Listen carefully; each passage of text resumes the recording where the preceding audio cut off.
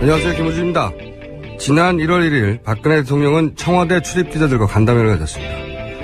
이 자리에서 차은택 씨가 장관과 청와대 수석을 추천했다는 증언에 대해 기자들이 질문을 하자 박 대통령이 이렇게 답했습니다. 여러 사람 중 이 사람이 제일 잘할 수 있겠다 싶어서 한 것이다. 추천은 아무나 할 수 있다. 김상률 전 교문수석은 차은택의 외삼촌, 김종독 전 차관은 차은택의 은사, 교육문화수석과 문체부 장관은 최순실이 차은택, 김종을 통해 국정농단을 하기 위해 내세운 허수아비로 평가받습니다. 그리고 이 두 사람이 그 자리에 간 루트가 아무나가 아니라 바로 최순실입니다. 공식 루트를 통하지 않는 가족이나 지인 인사는 추천이 아니고 청탁, 인사 비리라고 합니다. 게다가 박 대통령은 첫 번째 사과 담화에서 본인은 최순실에게 연설문만 봐달라고 했었습니다. 2016년 첫 번째 사과 담화부터 거짓말, 그리고 2017년 첫 번째 간담회도 거짓말. 최순실 사태 이후 대통령의 말 중 거짓말이 아닌 것이 무엇인가? 그걸 찾는 게 바르겠습니다. 김호준 생각이었습니다. 자, 오늘도 첫 순서는 시사인의 김은지입니다. 네. 목소리를 뭔가 여러 가지 버전으로 준비하는 게 좋겠어요. 네. 김은지입니다 말고 김은지랍니다. 아랍니다. 예. 김은지라고 합니다. 네. 라고들 부릅니다. 네. 로 알려져 있습니다. 이런 거 있잖아요. 네네. 준비해보겠습니다. 네. 조금씩 다른 걸로 준비해 봐주시고. 자, 첫 번째 뉴스는 뭡니까? 예, 이 정유라 씨 체포 소식인데요. 이 덴마크 올보르 지방법원이 어제 현지 시각으로 오후에 이 정유라 씨의 구금 기간을 4주 연장하기로 했습니다. 이 덴마크 검찰 조사를 받게 됐는데요. 이 법원 심리에서 정유라 씨는 불구속을 조건부로 귀국해서 특검의 조사에 응할 의사가 있음을 밝혔는데, 이 또 각종 의혹에 대해서도 입을 열었습니다. 그 이화여대 특혜 의혹과 관련해서는요, 2016년에도 학교에 안 나가고 애만 키워서 아웃될 거라고 생각했는데 학점이 나왔다, 이렇게 밝혔고요. 또 평소 박 대통령을 이모로 불렀는지에 대해서는 박 대통령을 만난 것은 초등학교 때 일이다, 이렇게 밝혔습니다. 초등학교 때 일이요? 네. 장시호 씨도 본인은 박근혜 대통령을 딱 한 번 봤고 결혼식 때. 예, 청문회 때 그렇게 밝혔습니다. 네, 그게 이제 10여 년 전이거든요. 예, 2006년입니다. 그러니까 말을 맞춘 거죠. 네, 정유라 씨도 초등학교 때면 10여 년 전이거든요. 예, 그렇죠. 21살이니까. 두 사람 다 10년 이상 못 봤다, 그리고 한 번 봤다. 예. 오래전 일이다. 거짓말이 밝혀질 거라고 봐요, 특검을 통해서. 제가 알기로는 전혀 아닙니다. 제가 알기로는. 네. 특검 수사 발표 직전에 내가 먼저 말해야지. 전혀 제가 알기로는 사실이 아니고요. 자, 여기서 이제 학점 얘기도 나왔어요, 보니까. 예. 네, 학교에 안 나가고 아이만 키웠기 때문에 본인은 아웃될 거라고 생각했는데, 학점이 나와버렸네? 심지어 잘 나왔습니다. 예. 자기는 학점이 잘 나오는 것에 대해서 모른다는 거죠. 예. 그런 말이기도 합니다. 예. 자, 그럼 어떻게 학점이 잘 나왔을까? 어떻게 그렇게 됐을까? 자, 그게 이제 특검을 통해서 밝혀지고 있습니다. 예. 제가 이제 이화여대 교수님들 빨리빨리 자백하는 게 좋다고. 네. 근데 제가 이 방송을 하기 전에, 철균 교수님이 먼저 수사를 받다가. 네.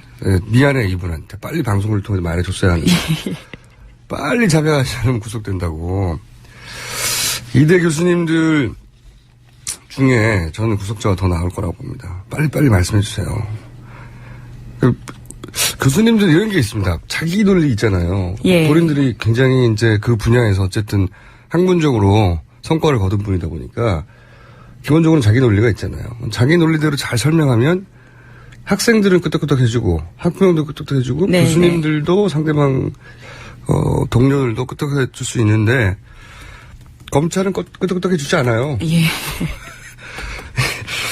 이분들 그렇게 생각하고 이와간 구속됐죠. 예, 거기부터 얘기해 볼까요? 예, 이철 이화여대 류철균 교수, 그러니까 필명으로도 유명하죠. 이인하 소설가인데요. 이 특검에 이제 구속영장이 떨어졌습니다. 오늘 오전 1시 31분에 영장이 발부된 건데요. 이 범죄 사실이 소명되고 증거인멸의 우려가 있다라면서 이 영장 발부 이유를 밝혔습니다.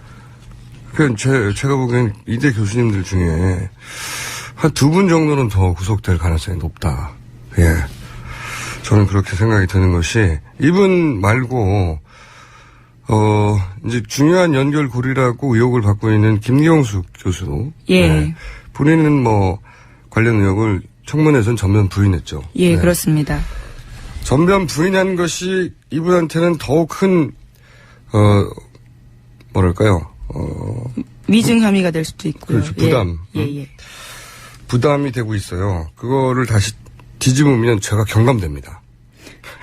내가 위증했다고. 그게 아니라 본인이 위증하지 않았다고 계속 주장하면, 네. 이분처럼 구속되기 딱 십상인 상황에 있다는 거. 아까 제가 교수님들은 자기 논리를 내세우면 될 거라고 이렇게 착각하는 경향이 있다고. 그런 세계에 살고 계셨었거든요. 네네. 그래서 이제, 본인이 자신을 변호하는 논리도 참 재밌어요. 이 류 교수님. 류철균 교수, 예. 네. 예, 이 원래 영장 실질 같은 경우에는 영장이 발부되기 전에 자신의 어떤 소명을 들어보는 절차를 거치거든요. 네. 그게 영장 실질 심사인데요. 거기서 이제 유 교수가 자기의 입장을 좀 밝혔는데 이 정유라 씨의 성적을 입력한 것은 조교들이다 이렇게 말을 하면서 억울함을 호소하기도 했고요. 또 이 학생에 대한 채점은 교수 본인의 업무이기 때문에 이 죄가 되지 않는다 이런 주장도 했습니다. 그리고 또 강의가 2,700명이나 들었는데 그중에 학점 요청은 270여 명이 왔고 또 그중에 100몇십 명이 점수가 안 된다고 다 올렸기 때문에 그중에 100명이 넘는 사람 중에 한 명이 정유라 씨다. 이렇게 자기의 입장을 밝히면서 억울함을 호소한 거죠. 이게 변명이 재밌어요. 이게 국내에 없는데 답안지가 있단 말이죠. 예, 그렇죠. 네. 그러니까 성적을 올려줬다고, 그러니까 이런 얘기 변명이거든요. 자기가 이제 굉장히 많은 수강생이 있고 학생들 중에는 이제 학점이 부당하다고 교수님 이거 좀 올려주세요. 항의하고. 그중에 다시 검토해봤더니 그런 요인이 있어서 100명 정도 올려준 적도 있고. 네, 그중에 한 명일 뿐이다. 이런 거잖아요. 성적을 올려준 게 아니고 만들어준 겁니다. 네. 시험을 쳐야 성적이 있는 거죠. 예, 대리 답안지였죠. 예. 네, 100명은 시험을 쳤는데 점수가 낮아서 올려준 케이스겠죠. 근데 정렬한 수강도 하지 않고 시험도 안 쳤으니까 올려준 게 아니고 없던 점수를 만들어준 거죠. 예, 그렇습니다. 답안지 보면 실제로 아예 이제 다 마케트를 만들지도 않고요. 몇 개를 일부러 틀리게 만들어서 마치 실제로 본인이 쓴 것 마냥 보이게 하는 이 좀 기술도 들어가 있더라고요. 그 성적을 입력한 것은 조교들이다. 맞죠. 다만 여기서 내가 시켜서가 빠졌던 거죠. 예. 그러니까 교수님들이 가지고 있는 자기 논리들이 있잖아요. 이렇게 해서 이렇게 한 것이다. 요 앞에 내가 시켜서가 빠졌잖아요. 검찰은 그런 걸 보는 겁니다. 자, 그리고 이제 또 중요한 진술도 하나 있죠. 최순실 씨와 김경숙 교수가 잘 아는 사이 같았다, 아주. 네. 예, 그렇습니다. 그러면서 결국 본인이 그 김 교수의 부탁을 받고 이런 식의 이 정유라 씨를 봐주라고 이야기를 들었다라는 진술도 하게 됐는데요. 이 지난해 4월 달에 이 김경숙 교수한테 3번 정도 부탁을 받고 이 두 모녀를 만났었고 그때 김경숙 교수는 이 정윤의 딸이 학교에 들어왔는데 정윤의 딸이라는 이유로 왕따를 당했다. 그래서 우울증에 걸렸기 때문에 학교가 도와줘야 한다. 이런 논리를 펼치면서 본인에게 부탁을 했다라는 겁니다. 네. 저도 고기를 못 먹으면 우울증이 걸려요. 그러면 네네. 학교에 막 들어갈 수 있습니까? 시험 성적도 잘 받고 말도 안 되는 소리인데 여기서 이제 또 김경숙 전 교수가 모든 걸 부인했는데 청문회에서 어떻게 말했는지 한번 들어보겠습니다. 김경숙 학장의 지시를 받고 정유라 학생의 학점이 관리될 수 있도록 시간강사들한테까지 연락을 했다라고 증언한 교수가 있는 거 아십니까? 그거는 그렇지만 사실과 다릅니다. 최순실 씨 언제부터 하셨죠? 9월 학교에 방문하러 왔을 때 그때 처음 언제 봤습니다. 2015년입니다. 2015년? 8월에서 9월 사이인 것 같습니다. 자, 하나는 벌써 이제 사실이 아닌 게 드러났죠. 예. 류철균 교수에 의해서 예, 청탁하지 않았다고 했는데 3번이나 부탁했다는 얘기 나왔고 그리고 이 부탁을 2015년 4월에 했다고 했어요. 근데 이제 김경수 교수는 본인이 처음 최순실 씨를 안 거는 2015년 9월이라고 했거든요. 네. 알지도 못하는 사이인데 점수를 올려달라고 3번이나 연락을 한 것이죠. 네. 인류애라고 봐야 될까요? 네. 어쨌든 교수님도 빨리 입장을 바꾸시는 게 좋다. 네, 조언드리고요. 참, 정유라 뉴스 보다가 제가 JTBC 특종이었죠. 네, 체포한 순간을 신고했었습니다. 네. 언론사가 아니라 탐정사무소 같아요, 여기는. 근데 제가 그거 보면서 재밌었던 거는 체포 과정이 드라마틱하다기보다는 한편으로 약간 희극적이에요. 왜 그런 생각을 했냐면, 희극적이다. 인터폴 적색수배 뭐 이런 얘기 나왔잖아요. 예. 네, 적색수배라는 게 살인, 강도 뭐, 강력범죄나 조직폭력배가 도망갔다든가 아니면 테러범 잡는다든가 그런 무서운 거거든요. 근데 이 올보르라고 하는 도시가 인구가 10만 명대예요. 예, 작은 도시. 우리나라 기준으로 치면 도시도 아니에요, 여기는. 예. 네, 구 정도 되는 건데. 예. 근데 거기서도 외곽이라고 했거든요. 예. 거기서 이제 114로 신고를 했대요. 그래서 네. 찾아보니까 신고를 하면 우리나라로 치면 지구대 가장 가까운 파출소에 연락하는 겁니다. 파출소. 그러니까 특검에서 막 인터폴, 적색수배 막 했는데 막상 붙잡은 거는 덴마크 변두리에 파출소 경찰이었던 거예요. 네네. 그런 겁니다, 이게. 이게 어마어마한 수색대 혹은 인터폴이 출동해서 잡은 게 아니고요. 예. 그냥 그 동네에서 신고해가지고. 예, 파출소 정도면 잡을 수 예, 있는. 가까운 파출소 예, 경찰이 나와가지고 잡은 겁니다, 이게. 덴마크 파출소 경찰, 화이팅. 그런데 여기서 이제 남자 2명이 있었다고 했잖아요. 예, 그렇죠. 20대 남성 2명. 네, 이 남성들의 신원을 확인해야 된다고. 이 남성들이 뉴스에서 사라질 것 같은데. 예. 그 아이를 이제 담당하고 있던 보모 역할을 하던 분은 계속 있겠죠. 근데 이 남성들이 사라질 거라고 봐요. 이 남성들을 찾아야 된다. 그 중에 한 명은 정유라 씨와 함께 계속 있었던 마을 관리사여서 이아무개 씨라고요. 네. 거기 남편 신주평 씨와 그리고 신주평 씨 친구와 함께 계속 같이 생활을 하면서 이 단체 카카오톡도 하고 했던 그게 분이거든요. 확인되나요? JTBC는 들어가서 누군지 확인하지 못했는데 아직. 예, 저희 이제 이게 추정 아직까지는 취재하고 김은지 있는 기자는 어떻게 중인데요. 알죠 그것을? 예. 그 지자패 같은 JTBC 기자도 몰랐는데 저는 이 두 사람을 확인해봐야 된다고 생각합니다. 네, 일반인들이 아닐 수도 있다. 자, 그런 다음에 이제 삼성뉴스가 많이 쏟았어요. 예. 네, 계속해서 삼성뉴스 보내드리고 있는데요. 오늘은 또 한겨레 단독으로 2015년 7월 달에 이 박 대통령과 이재용 삼성전자 부회장이 독대를 앞두고 안종범 당시 청와대 수석이 이 준비한 대통령 말씀 자료를 보도한 건데요. 여기에 보면 이 삼성물산 제일모직 합병 배경은 이재용 부회장의 삼성전자 지배력 강화에 있다라는 내용도 있고요. 또 우리 정부 임기 안에 삼성의 후계 승계 문제가 해결되길 바란다라는 내용도 있다라는 겁니다. 이게 대통령 신년 간담회가 또 거짓말로 드러나는 거죠. 대통령은 뭐라고 했냐면 엘리엇이라고 하는 헤지펀드 투기 자본이 공격을 해서 국익을 방어하려고 그랬다는 논지로 얘기를 했거든요. 예, 그렇죠. 그런데 여기를 보면 삼성전자의 지배력을 강화하기 위해서 이 부회장이 네. 그리고 승계 문제를 해결해야 한다. 아니 이게 일개 사기업 상속을 왜 대통령이 직접 챙겨줍니까? 세금으로. 네. 말도 안 되는 거죠. 자기들이 정상적인 상속세 내고 다 해결하면 되는 거지. 이걸 왜 대통령이 나서가지고 경제수석 준비를 시켜서 대통령 말씀으로 합니까? 이건 말이 안 되는 거고 본인이 간담회 했던 말도 거짓말이라는 게 이 말씀 자료를 통해 드러나는 거죠. 예, 그렇죠. 네. 그때는 이미 얘기했잖아요. 후계 문제를 해결해주고 이 부회장이 후계 문제를 해결하려면 삼성전자를 통해서 삼성그룹 전체의 지배력을 강화해야 되는데 그러자면 이 합병이 필요한 거거든요. 정확하게 나왔잖아요.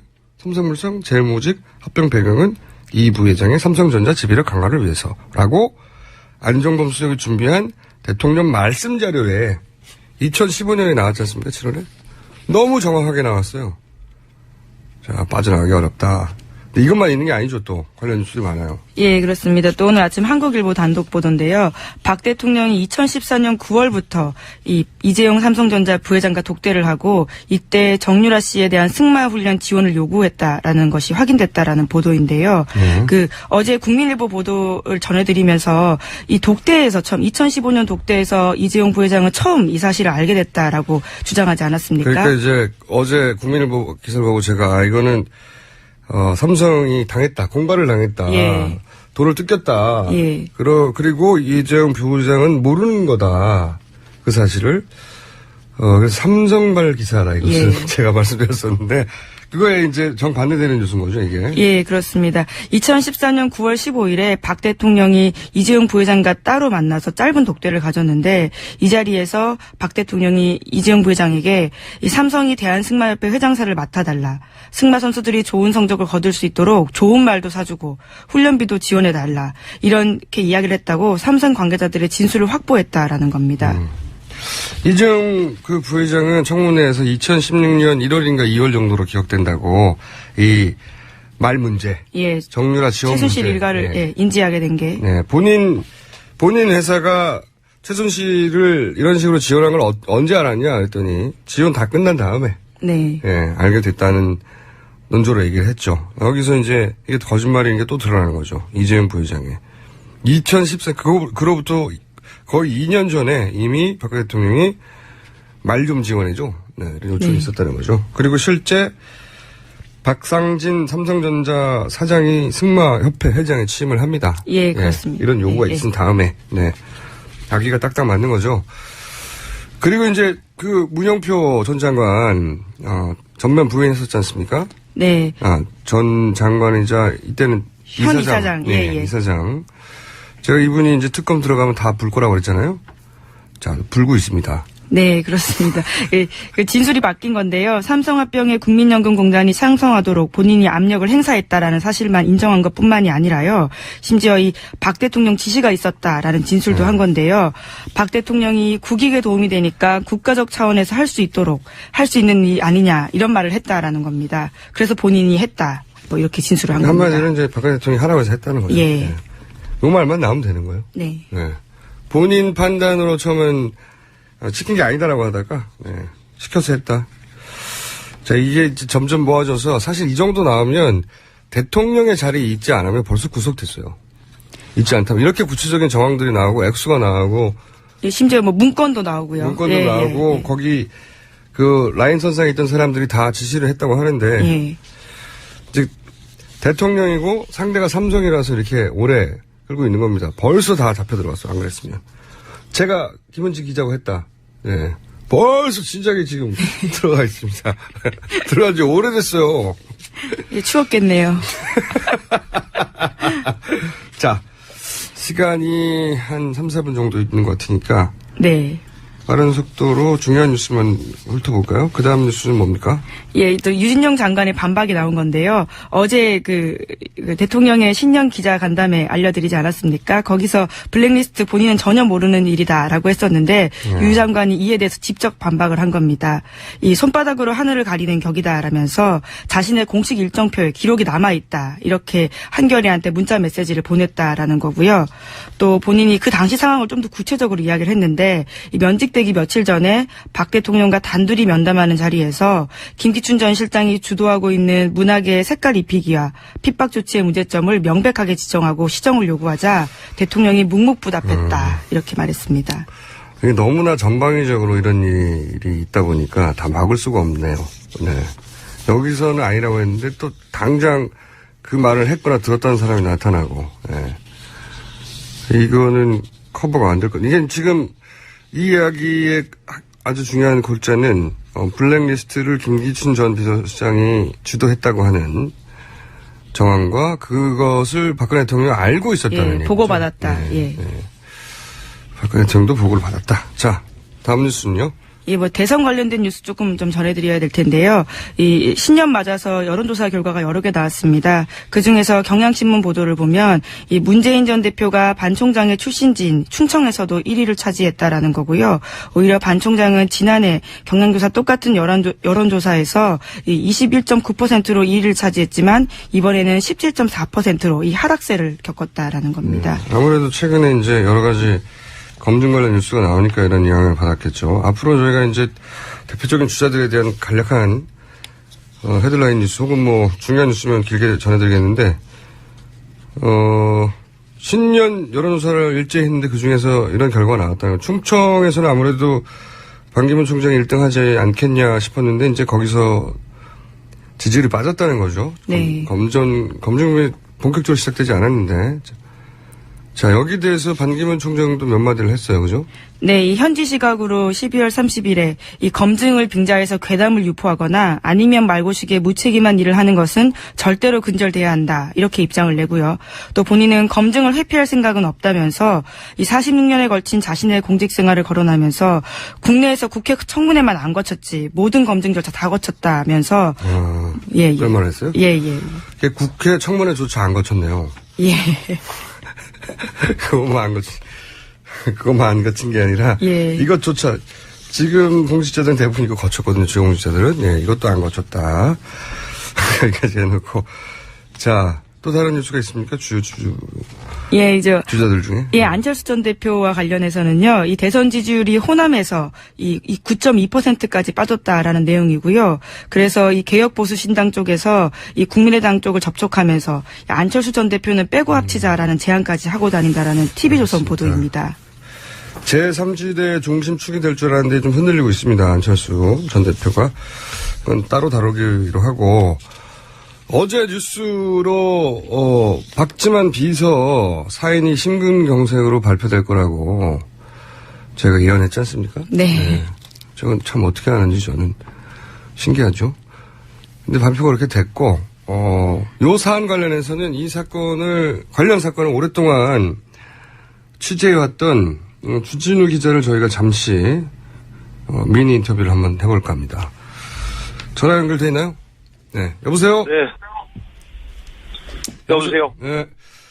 박지만 씨, 비서가 사망을 했는데, 경찰 발표에 따르면은 이분은 이제 비서실에서만 근무를 했지, 개인적으로 뭐 중요한 역할을 한 건 아니다. 이렇게 발표가 됐어요. 어떤 역할을 했던 사람으로 알고 있습니까?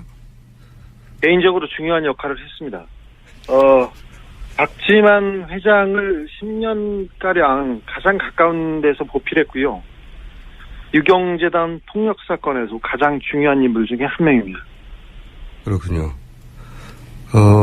수행비서로 가끔 운전도 하고, 뭐, 문고리 3인방 과도 예전에는 갖고 왔던 걸로 알려졌는데, 맞나요? 그렇습니다. 네. 운전도 하고 수행비서 역할을 했습니다. 문고리 3인방과는 최근이었죠. 박근혜 정부 들어서 좀 소원해졌습니다. 아울러, 가장 중요한 역할로 가끔 등장하는 정용희 씨하고도 사이가 틀어진 것으로 파악하고 있습니다. 정용희 씨는, 박지만 회장의 비서실장 역할을 하는 분이고, 예. 그러니까 박지만 회장 쪽과는 사이가 좀, 박근혜 대통령 쪽과, 그리고 박지만 회장 쪽과 사이가 좀 벌어졌군요. 예. 그렇습니다. 그리고 이분이 이제 주과장이라고 불렸던 이분이 신동욱 청도 살인 미수 사건 정도로 불리는 재판에서 증인으로 등장을 했었는데 그때 당시는 어떤 증언을 했었습니까? 박지만은 절대 아니다. 박지만이 시킨 게 아니다면서 박지만을 옹호했습니다. 그리고 신동욱이 나쁜 놈이다. 이렇게 얘기했죠. 네. 나쁜 놈이라고 표현했을까요? 어쨌든 신동욱 씨 소위 본인을 살인 미수한 거라고 신동욱 씨가 주장을 했는데 그런 게 박지만 회장이 시킨 게 아니라고 하는 박지만 회장 측의 증인이었죠. 네. 네. 그리고 이제 이게 어디로 연결이 되냐면 이 재판이 결국은 발단이 돼가지고 박근혜 대통령 오촌 살인 사건이 벌어졌고 오촌 살인 사건이 벌어진 당일날 경찰 조사에 의하면 사망한 박용수 씨 그날 황모 씨가 모 술집에서 셋이 술을 마지막으로 마신 걸로 경찰 조서에 나와 있어요. 근데 이 경찰 조서 기록이 맞다고 보십니까? 3명이서 술을 마셨다고 경찰 기록에 나와 있는 스텝바는 존재하지 않습니다. 존재하지 않는 술집에서 술을 먹은 겁니다. 끝입니까? 네, 그러면, 존재하지 않는 술집이니까 이제 경찰 조서는 사실이 아닐 거라고 추정하고 있는데, 그리고 같이 이걸 확인해 줄 수 있는 유일한 사람인 황모 씨는 또 라면을 먹다 사망을 하셨죠. 자.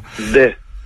그러면 박용철, 박용수 씨가 마지막으로 술집에서 황모 씨하고 술을 마신 게 아니고 그날 실제로 만난 사람은 박지만 회장이었다라고 하는 증언이 있었죠. 그렇게 알고 있는데.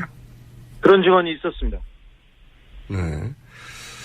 그래서 이제 여기서 이제 주과장과의 관련성이 나오는 건데 만약에 주과장이 밀착 수행 비서고 또 운전도 했다면 사실은 그날 같이 있었을 수도 있고 그리고 같이 있었는지 없었는지를 증언해 줄 수 있는 거의 유일한 사람이 아니냐. 그런 사람이 사망한 거 아니냐 이렇게 이제 생각할 수 있는데 어떻게 보십니까? 오촌살인 사건이 다시 그 수면 위로 올라오면서 그 사건의 실체를 증언해줄 거의 가장 핵심 당사자였습니다. 주 과장은. 자, 그런데 이제 경찰은 심근경색이라고 발표했는데 가족들 주장에 의하면 주 과장 평소 건강은 어땠답니까? 문제가 없었다고 합니다. 그리고 약을 특별히 심장 관련된 약을 먹었다는 증언도 없었습니다. 아주 가까운 가족은 제가 취재 갔을 때 저한테 화를 내고 쫓아내가지고 제가 듣지는 못했으나 다른 친척들한테 들었습니다. 알겠습니다. 자, 그러면은 박영철, 박영수, 소위 이제 박근혜 대통령 5천 살인사건 사망의 의혹, 그 배후에 박지만 회장이 연루된 정황이 있다고 보십니까? 정황은 있으나 약간 먼 관계자인 것으로 보입니다. 직접 관여자는 아니다. 그러면 다른 인물이 있다고 보십니까? 네. 점점 사건의 배후는 박지만 회장보다 다른 사람한테 향하고 있습니다. 마지막으로 한 가지 더 제가 연결해서 여쭤볼 게 있는데, 왜냐면 이 주과장 사망 보도 때, 바빴어요. 저랑 오래 통화를 하고 바빴는데, 근데 당시, 본인 가족도 큰 사고를 당할 뻔한 걸로 알고 있는데. 주과장 사망. 보도가 난 날. 네. 보도가 나고, 제가 취재를 하러 가는 길이었습니다. 길이었는데, 저희 가족이 걸어가고 있는 인도로 차도에서 차가 돌진해서, 큰 사고가 날 뻔했습니다. 차는 폐차 지경에 이를 정도로 굉장히 크게 훼손됐는데요. 파손됐는데요. 오르막길이었습니다. 그러니까, 부주의라고 보기에는 조금 어려웠습니다. 네. 우연이겠죠. 네. 네, 우연이라고 가족들한테는 얘기하고 있습니다. 우연이라고 계속 얘기하고 있습니다. 알겠습니다. 오늘 말씀 감사합니다. 예. 네, 주진우 기자였습니다. 그리고 시사인의 김은지였습니다. 지나는 국민 여러분 많이 하십니까? MB 많이 인사올렸습니다. 희망찬 새해가 밝았습니다. 다사다난했던 뱅신년이 가고 달개해가 밝았습니다. 돌이켜보면은 참 뱅신년 참으로 애군이 많았다. 이런 저는 생각을 하고 있습니다. 그가지만은 이제 그런 뱅신년을 잊고 새로운 마음으로 달개해 정유년을 맞아야 되겠다. 이런 저는 말씀을 드립니다. 물론 요즘 닭도 시원치 않습니다. AI 때문에 또 여러 가지 계란도 막 팍팍 뛰어갖고 또 힘들고. 그럴수록 우린 또 이 닭이 이게 또 무슨 사고 안 치나 이거 한번 좀 살펴봐야 되겠다. 이런 생각 들면서 그리고 또 닭 주변이 깨끗한지 닭 주변은 정말 참 우리가 잘 봐야 된다. 큰일 났네. 뭐야? 그거 빨리 분리 안 시키면 다 죽어. 뭘 분리시켜? 뭐야 이거? 김호준이 그거 완전 다 조작한 거고. 여보세요. 지금 그러니까 정경훈이한테 정신 바짝 차리고. 정규 좀 얘기하는데 좀 이거 빨리 분리 안 시키면 다 죽어. 죽긴 왜 죽어? 조류 인플루엔자 그거 AI하고 분리 안 시키면 다 죽어. 아 AI? 죽어간다 저기. AI?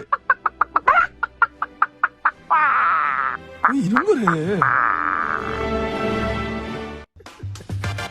네. 전영주 씨가 닭 물음 성대모사한 건 압권이네요. 자, 첫 번째 인터뷰 시간입니다. 제 3지대 중심 역할을 하고자 하는 국민의당 그리고 또 다른 정계 개편의 축이 될 거라 전망되는 반기문 사무총장이 새해 첫 번째 인사를 드린 대상이 이희우 여사였다고 합니다. 해서 저희가 김홍걸 위원장 민주당에 연결해 보겠습니다. 안녕하세요. 예, 안녕하세요. 네. 아니 어머님이 또 등장을 하셨어요. 네. 그래서 저희가 예. 바로 김홍걸 위원장을 떠올렸는데 반기문 전 국민의당은 그렇다고 쳐도 반기문 사무총장이 이제 새 인사를 동교되는 게는 당연한 것 같고 이런 움직임에 대해서 어떻게 바라보십니까? 어머님에 대해서 다들 몰려와서 인사하는 것에 대해서. 반기문 총장이 전화하신 것은 네. 뭐 이번 처음 있는 일도 아니고 네네. 이미 이제 예고를 했던 것이거든요. 네. 그렇기 때문에 뭐 정치적인 의미는 전혀 없습니다. 그러니까 우리 입장에서는. 아, 네네. 저희 어머니는 뭐 과거나 지금이나 정치 개입을 하지 않으시겠다는 그 의지가 확고하시기 때문에. 네. 그런데 이제 이런 일이 있고 나면은 꼭 그 어머님이 잘 해봐라, 뭐 잘 됐으면 좋겠다라고 답변하셨다는 이야기가 나오면서 마치 어머님이 본인들을 이제 지지하는 것처럼 이렇게 포장하지 않습니까? 예, 자꾸 그래서 좀 제가 누차 저희 어머니께서 정치에는 개입하실 생각이 전혀 없으시다는 것을 얘기를 했는데도 자꾸 그렇게 왜곡을 하는 사람들이 있는데요. 작년에 안철수 의원이 방문한 후에 뭐 그쪽을 지지한다 하는 뭐 얘기가 오보가 나가고 또 녹취록 파문이 있고 했던 그렇죠. 그 상황과 비슷하다고 보시면 됩니다. 전혀 그냥 덕담만 하신 건데 네. 그것을 엉뚱한 사람들이 왜곡해서 사실과 다르게 이 소문을 내고 다니는 거죠. 항상 그래 왔던 거죠, 지금. 보니까 그 연장선상에서 이제 어머님을 워낙 상징성이 크시니까 찾아가는 것 같고 가는 이유가 정말로 이희우 여사가 어떻게 계신가 궁금해서가 아니라 네. 네. 인사를 드린 다음에 그걸 기사로 내고 싶어서 찾아가는 거겠죠. 그래서 작년 그 사건 이후로는 네. 저희 어머니께서 가능하면 정치인들 방문하는 것은 받지를 않고 계시고요. 어허. 그분이 연세도 많으시고 좀 기력도 약해지셨는데 자꾸 정치적으로 이용하려는 그런 시도는 좀 안 해주셨으면 좋겠네요. 알겠습니다. 그런 기사를 볼 때마다 불편하시군요. 자, 예. 연결한 김에 뭐 국민의당 얘기 예. 또 좀 해야 될 것 같고 여러 가지 할 얘기가 있는데 우선 국민의당에서는 그런 얘기를 합니다.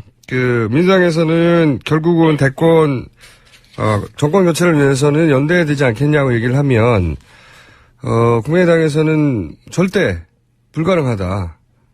이렇게 나오거든요. 그게 호남의 뜻이라고 국민의당에서는 이야기하는데 어떻게 보십니까? 네. 근데 호남의 뜻이 어떤 호남의 뜻이냐 그건데 이제 그분들이 사실상 그분들을 처음에 적극 지지했던 것은 네.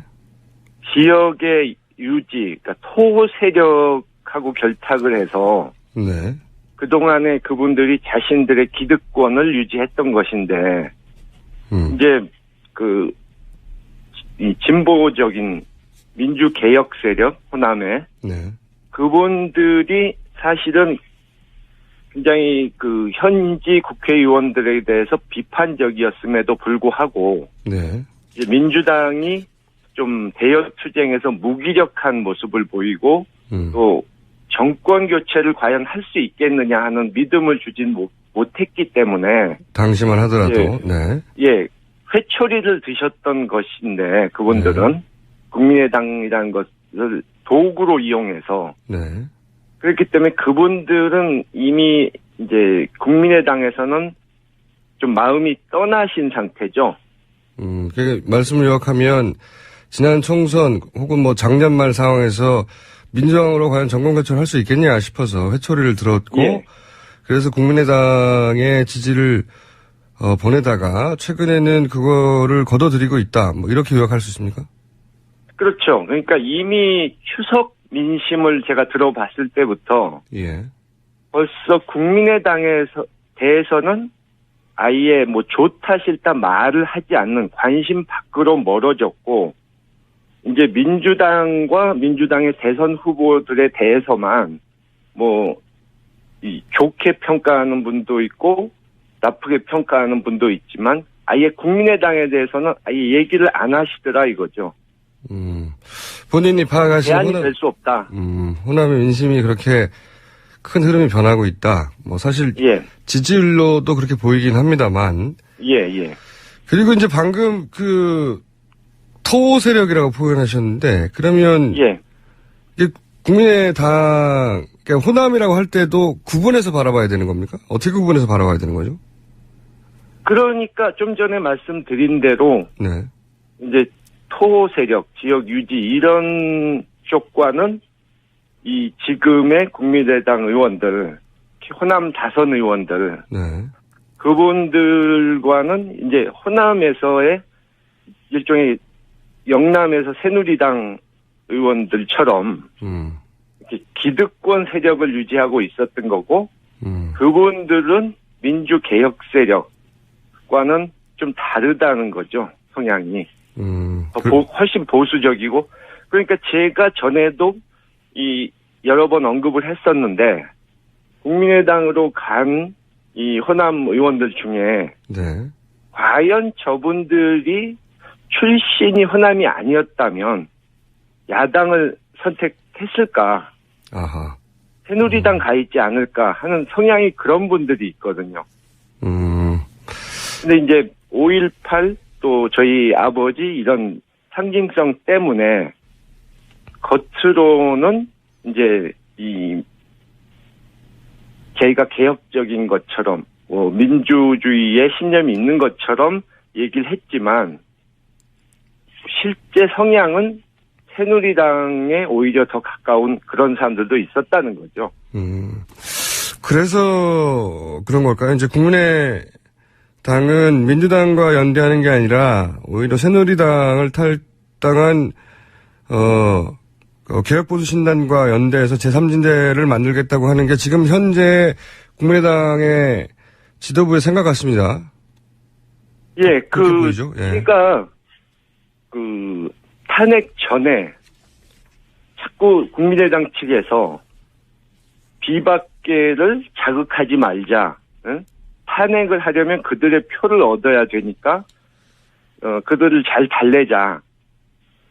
이렇게 얘기하는 것을 보고 그게 꼭 탄핵에 필요해서 그런 것이 아니고 네. 나중에 연대하기 위해서 손을 잡기 위해서 그런 것 같다 하는 얘기를 했었거든요. 네. 그리고 그것을 국민들이 간파하셨기 때문에 그 탄핵 일주일 전에 뭐 그쪽 표를 못 얻음 지금 서둘러 하면 그쪽 표를 못 얻으니까 일주일 미루자 하는 얘기를 했다가 바로 크게 비난을 받았던 것이고요. 그러니까 이번에 주승용 원내대표도 취임하자마자 뭐 비박계와 못할 이유가 없다. 뭐 우리하고 정체성이 크게 다르지 않다.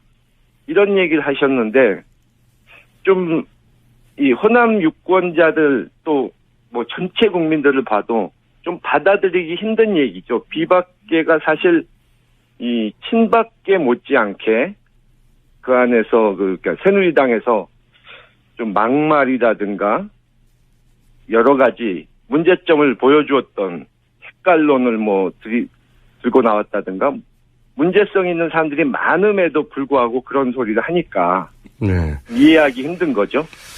알겠습니다. 애초에 정치적 성향이 비슷한 분들이 국민의당 안에 있고, 그래서, 그것이, 이때까지는 호남 베이스의 정치인이나 가려져 있다가, 탄핵 정부에서 드러났고, 그게 이제 국민의당 지지율 하락으로 이어진 거다, 이렇게 말씀하신 것 같은데, 그런데 이 민주당 내에도 사실은, 민주당 후보로는 안 된다고 하는 분들 있어요. 예를 들어서 대표적으로 김종인 전 대표 같은 경우에는 뭐 당내 유력 주자들이 아니라 반기문이어야 한다고. 반기문 사무총장이 근데 민주당에 원리는 없는데도 불구하고 반기문이어야 한다고는 주장을 하시거든요. 공개적으로. 예. 근데 그분이 자꾸 뭐 그러신 이유를 잘 모르겠는데요. 어제도 뭐 그런 말씀 하셨더라고요. 네. 반기문 총장이 뭐 믿을 만한 사람이다. 뭐, 마치, 그러니까, 우리 더불어민주당 측이나 또 뭐 문재인 대표나 네. 이런 쪽이 뭐, 믿을 수 없는 세력이라는 식으로. 자격도 부족하고 믿을 수 없다. 뭐 이런 게 요약되겠죠, 아마도. 네. 근데 뭐, 저는 언론에도 좀 책임이 있다고 보는데요. 네. 그분이 좀 이해하기 힘든 궤변을 여러 차례 늘어놓으셨는데, 본인 스스로 한 얘기를 이제 자꾸 바꾸고, 말 바꾸기를 하고, 근데도 너무 그러니까 무비판적으로 그분의 얘기를 다 실어주니까, 그분이 뭐, 무슨 말씀이든 못할 게 없지 않습니까? 근데 이제 구체적으로 어떤 이야기를 했다가 뒤집는다든가 어떤 문제 있는 발언을 했다고 보십니까? 뭐, 과거에서부터, 예.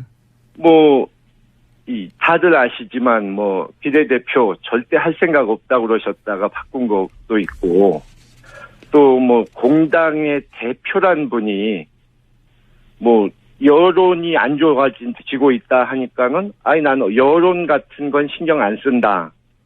이런 말씀을 하셨고, 또, 퇴임, 비상대책위 대표 퇴임 직전에도, 뭐, 국민의당은 대선이 끝나면 곧 없어질 정당이다.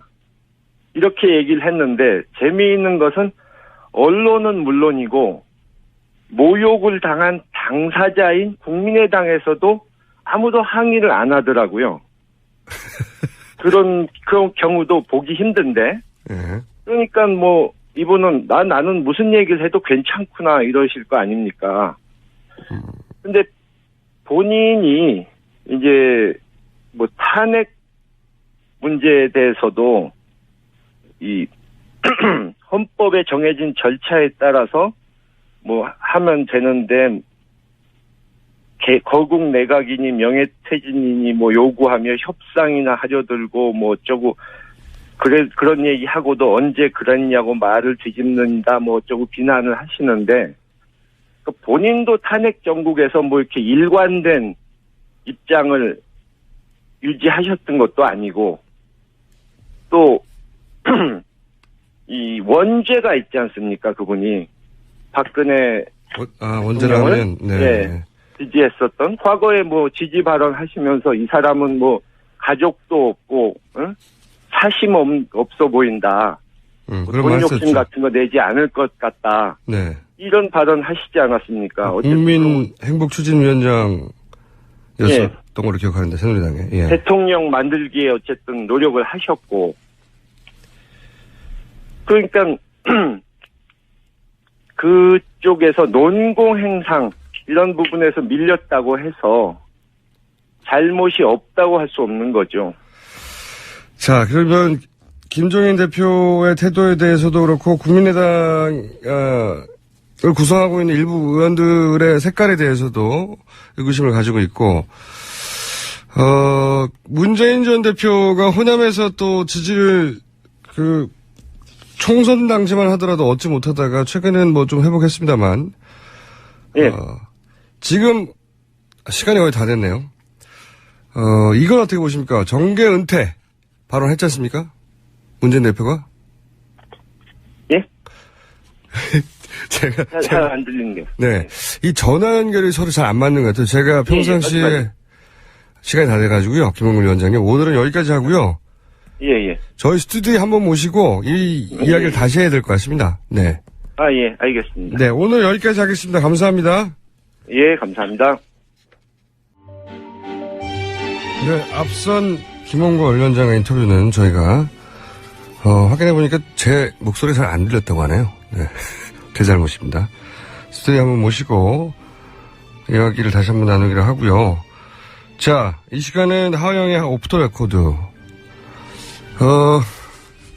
하영 기자가 또 오늘 스튜디오에 안 나왔어요. 오늘 전화 연결이 많네요. 하영 기자, 여보세요? 네, 안녕하세요. 네. 네, 안녕하세요. 한결의 하호영입니다. 아니, 이게 스튜디오에 나와야지 어디 간 거예요, 지금? 죄송합니다. 저희가 서울을 좀 벗어나 있는 상황이어서요, 일 때문에, 예. 지방 취재?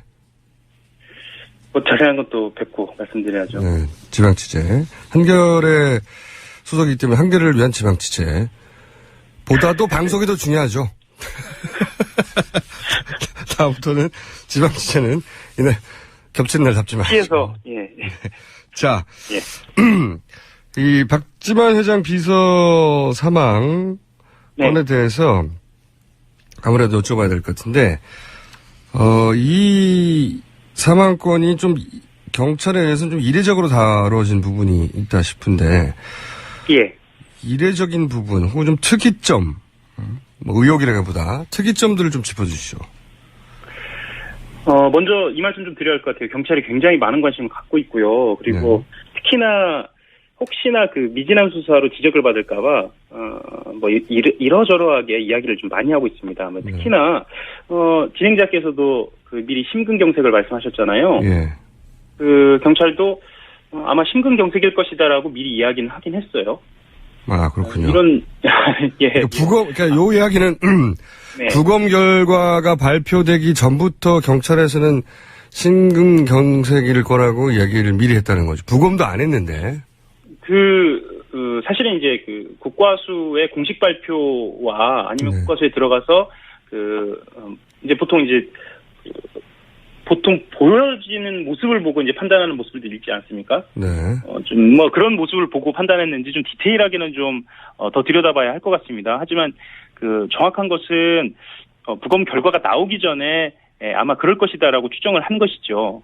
이것을 어떻게 판단을 했냐면 일단 당사자로 알려진 그 비서분이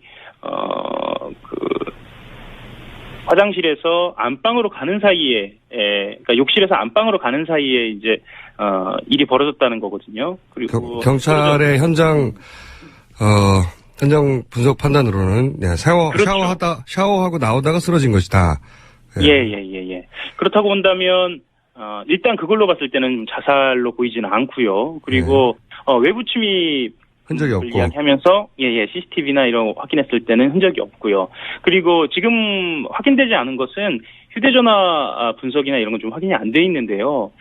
그걸 좀 더 들여다봐야 하지 않을까 싶은데 지금 경찰로서는 일단은 수사를 더 진행하지는 않을 것으로 그렇게 판단하고 있습니다. 이거와 더불어서 오촌 조카 살인 사건도 재수사 방침은 없다라고 이야기를 하고요.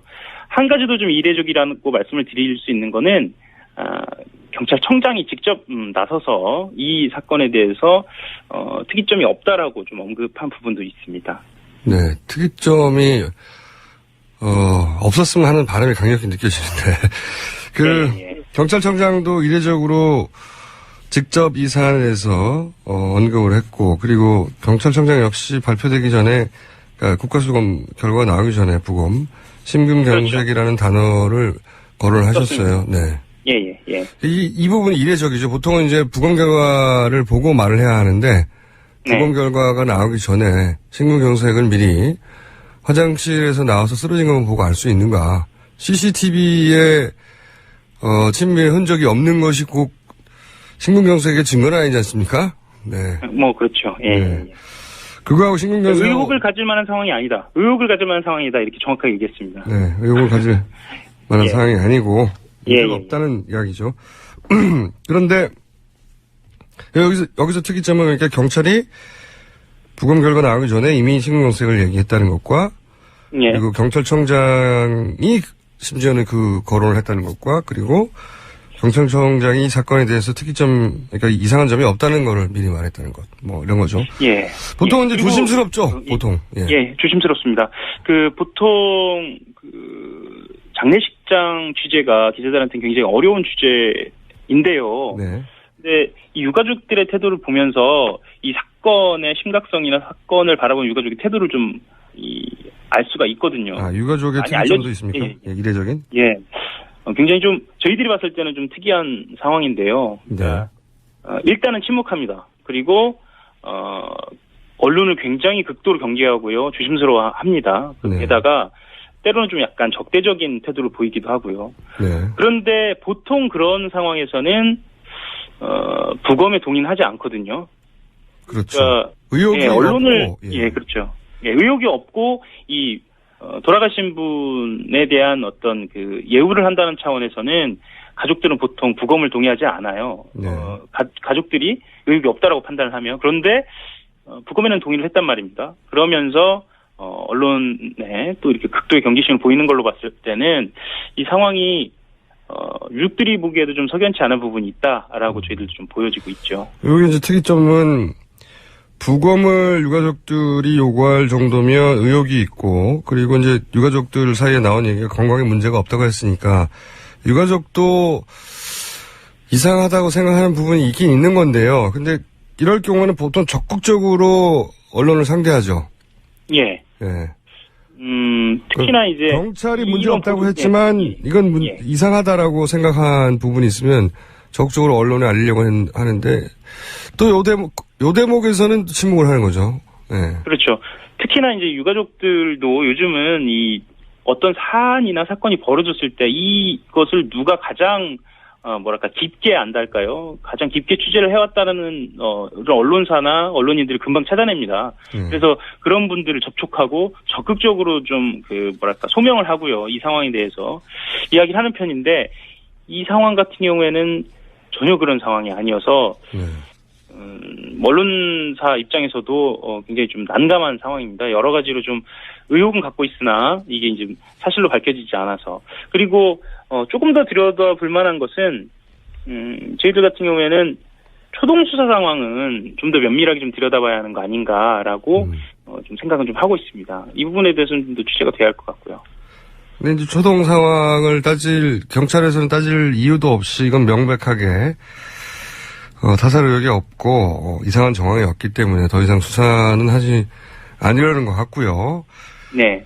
그래서 민당 쪽에서 특검을 사실 오촌살인 사건 관련해서 요청을 했는데 현실적으로 특검이 오촌살인 사건까지 다룰 만한 지금 인력이나 여력이 있습니까? 어떻게 보세요? 실제로 말씀하셨던 것처럼 이건 특검이 덤벼할 정도로, 그러니까 또 다른 특검이 덤벼할 정도로 큰 덩어리라고 보이는데요. 왜냐하면 현재 특검은 이렇게 특검을 들여다보면 정말 눈코 뜰 새 없이 바쁩니다. 그러니까 수사관들이 압수수색을 해서 그것을 분석하고 또 혐의점이 있는 피의자들이나 참고인들을 조사하는 것만으로도 지금 손이 달려서 정신이 없는 상황이거든요. 예. 그래서 손이 비질 않는다는 게 지금 엄살이 아닌 것으로 보여집니다. 그래요, 맞아요. 그래서 지금 상황에서는 만약에 특검이 이것에 달라붙어야 한다고 한다면 민주당이나 아니면 다른 언론이나 여기서 좀 본격적인 의혹이 한 번 더 제기가 되는 상황이어야 할 텐데 사실은 그렇게 된다고 하더라도 특검에서 하기는 조금 인력 상황에서 좀 어렵지 않을까. 이런 상황입니다. 저도 그렇게 그러니까 특검 의지가 없다기보다는 지금 예, 예. 여력이 없어요. 예. 예, 별개의 문제입니다. 예. 워낙 특검이 사실 지금까지는 기대 이상으로 빠르게 그리고 잘하고 있기 때문에 그걸 멈추고 이걸 따로 다루라고 하기에는 무리한 요구기도 하고요. 예. 그리고 실제로 지금 특검이 다루고 있는 그 뇌물죄 관련된 그리고 특히나 삼성과 박근혜 대통령과의 관계 같은 경우에는 매우 그 어려운 취재를 지금 하고 있거든요. 그 자료의 양도 방대하고요. 이것을 분담할 수 있을지, 그건 좀 현실적으로는 좀 어렵다고 봅니다. 현실적으로는 그런데, 그럼에도 불구하고 이 사안이 이대로 묻히기에는 너무 의혹이 많고, 너무 우연이 많고, 또 우연히 사망한 사람이 너무 많고, 우연이 한두 번이어야죠. 예. 말씀하셨던 것처럼 오촌 조카 살인 사건과 관련된 인물 중에 그 사람이 증언을 할 수 있느냐 없느냐를 떠나서 정말 주변 인물들까지 이런 그 비극적인 상황을 맞이하고 있다는 거에 대해서도 실제로 처음으로 이 사건을 대하는 일선 기자들도 좀 굉장히 이해하기 어렵다 이런 태도입니다, 다들. 네. 처음 접하는 기자들도 이해하기 어렵다고 하면 저는 어떻겠어요? 맞습니다. 예. 네.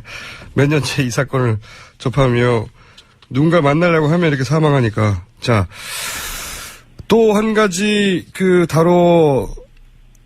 하영 기자의 아이템이라고 보여지는 게 지금 이 최순실 게이트에 붙어 있지만 그 전만 하더라도 이제 박지원 원내대표 마크맨으로 국민의당을 취재하셨으니까 제가 여쭤봐야 될 것 같은데 거기 상황이 좀 급하게 돌아가요. 특히 안철수 전 대표가 미국으로 출국을 해버렸습니다. 갑자기. 근데 이게 이제 상황을 설명을 잠깐 하자면 본인이 지원했던 김성식 의원이 원내대표 를 목표로 출마했던 김성식 의원이 더블 스코어로 졌어요. 맞습니다. 그러다 보니까 사실상 본인이 영입했다고 할 수 있는 몇몇 의원도 자기 편이 아니라는 게 드러나 버린 거죠. 네. 그러면서 안철수 전 대표가 국민의당 공식 행사를 전혀 참석하지 않았고 그러다가 며칠 있다 나오겠지 싶었는데 미국에 가셨어요. 네, 이 상황에 대해서 어떻게 바라봐야 되는 겁니까 이게? 안철수 전 대표의 이상이 지금 어떻게 되어가고 있는 겁니까 국민의당에서? 일단 이거부터 좀 말씀을 드려야 할 것 같은데요. 지금 이 상황을 안철수 대표가 예상하지 못했느냐라고 한다면 안철수 대표도 이 상황을 예상을 했죠. 다만 예상을 했으나 대비하기가 좀 어려운 상황이었죠. 왜냐하면 애초에 그 국민의당이 출범을 할 때 안철수계와 호남 의원들이 있었거든요. 그런데 그 안철수 의원을 간판으로 내걸었기 때문에 호남 의원들은 일단 전면에 나서지 않은 거고요. 호남 의원들은 안철수 대표를 간판으로 내걸고 호남에서 의원이 다시 된 거고요. 그러면서 흔히 이제 이 호남 의원들을 두고 통합하다 이렇게 이야기도 했었죠. 그래서 대선 국면에서는 다시 이 민주당과의 연대나 통합을 모색할 것이다라고 예견이 되었었고요. 그 과정에서 안철수 대표가 지지율이 빠지면서 호남 의원들이 결집을 한 걸로 보이고요. 안철수 대표로서는 지금으로서는 이 호남 의원들을 달래거나 설득하기보다는 제3지대를 모색하고 있지 않은가라는 관측도 보여지고요. 근데 이제 이게 참 애매모호한 상황인 게요. 예. 호남을 통합하라고 했지만 지금 호남계 의원들이 내세우는 기치는 민주당과 통합은 없고 소위 이제 제3지대 비박 개혁보수신당과 연대한다. 혹은 손학규 전 대표와 연대한다. 이렇게 얘기하고 거꾸로 안철수 전 대표가 초반에만 하더라도 초반이라고 하면 이제 최순실 게이트 전국의 초반만 하더라도 본인이 제3지대 얘기로 해석될 만한 얘기를 많이 했는데 예를 들면 유승민 전 대표가 탈당을 하면 연대할 것처럼 그런 얘기를 쭉 해왔거든요. 근데 이제 전면적으로 비박계와도 연대하지 않는다. 혼자 간다는 식으로 입장이 확 바뀌어버렸어요. 서로. 네. 호남계는 제3지대로 가고 안철수 대표는 이제는 그쪽과 연대하지 않는다고 하고. 네. 이게 어떻게 된 상황입니까 이게? 아마 솔직하게 물어본다면 이렇게 의원들은 답할 텐데요. 내가 한 번 더 의원을 할 수 있는 상황으로 간다. 그리고 네. 내가 살아남을 수 있는 상황으로 무조건 간다. 뭐 이게 맞을 것 같습니다. 이게 맞고요. 안철수 대표 같은 경우에는 일단 그 지지율이 답보 상태이기 때문에 지금으로서는 다른 카드를 보기가 좀 어려울 것 같습니다. 그래서 일단 미국을 간 거는 15일날 이제 전대가 있잖아요. 전대 이전에 말하자면 이 안철수 개로 불리우는 이 세력을 다시 한번 좀 정비하고 결집하기 위한 그 모양으로 보이고요. 15일 이후에 다른 판이 한 번 더 벌어지지 않을까. 말씀하셨던 것처럼 정말 호남 의원들이 제3지대로 갈 동력이 있는가에 대해서는 시각이 좀 갈립니다. 동력이 있다는 측면도 있고 본인들 내부적으로는 어쨌거나 대선이 가까워지면 문재인 대표 쪽으로 호남 민심이 쏠리게 될 것이고 그런 예상이 있고 그렇게 된다면 원래 예상했던 대로 민주당과의 통합을 모색하지 않을까. 본인들이 이제 대의를 앞세우면서 이런 전망도 있고요. 사실 이제 대선판이 지금 요동칠 것이기 때문에 뭐 좀 두고 봐야지 않을까. 지금 현재 기준으로 보자면 안철수 전 대표 본인이 사실상 만든 당이라고 할 수 있는데. 맞습니다. 예. 예. 그런데 당내, 주류로, 숫자로는 주류라고 할 수 있는 호남계 의원들에 의해서, 뭐랄까요, 외면당하고 있다. 이렇게 말할 수 있거든요. 그러다 보니, 당 내가 아니라 당 밖의 일반 국민들에게, 네. 호소를 하는 선택을 하기 시작한 것 같은데요. 네네. 직접. 그러니까, 국민의당, 현재 호남계 주류와는 자신은 다른 길을 걷는다고 하는 그런 이미지를 보여주기 시작하려고 하는 것 같은데, 근데 이게 과거에 이런 모습으로 효과를 거뒀죠. 민주당 내에 있을 때. 그렇죠. 네. 예. 민주당 내에 있을 때. 예. 문재인 대표 시절에 그 주류하고는 다르게 걷는다. 맞습니다. 그래서 이제. 근데 그때와 지금하고 조금 상황이 다른 게. 그렇죠. 본인이 만든 당인데 이게 이번에는. 예. 일단 본인 지지율이 좀 많이 떨어진 상태이고 두 번째로는 정동영 의원이 여전히 전북에서 본인 스스로의 어떤 입지를 갖고 있다 이렇게 판단하고 있고 그리고 박지원 대표의 태도도 좀 봐야 할 것 같고요. 일단 전당대회 지난 다음에 당대표가 된 후에 어떤 행보를 걸을 것인가 를 좀 봐야 할 것 같고요. 그래서 지금 상황으로서 안철수 대표로서는 좋은 상황은 분명히 아니다 이렇게 보여집니다. 그래요. 민주당에 있을 때는 이제 그게 적절한 전략이었는데 본인이 이제 피해를 당하고 있다. 예. 근데 지금은 본인이 만든 당이다 보니까 피해를 당하고 있다고 보이는 게 아니라 본인이 만든 당에서도 스스로 비주류가 돼 버린 거 아니냐. 이 역량의 문제 아니냐. 이런 인식들이 이제 생기다 보니 이 전략으로는 본인의 지지율을 회복하기가 어려울 것 같은데 그렇다고 달리 선택지도 별로 없는 것 같아요. 네. 자, 눈앞에 두고 지지고 볶고 얘기를 해야 되는 건데, 네. 예. 전화로 하다 보니까, 뭐랄까요. 생동감이 떨어지네요, 인터뷰가. 예. 다음 주에 꼭 뵙도록 하겠습니다. 네.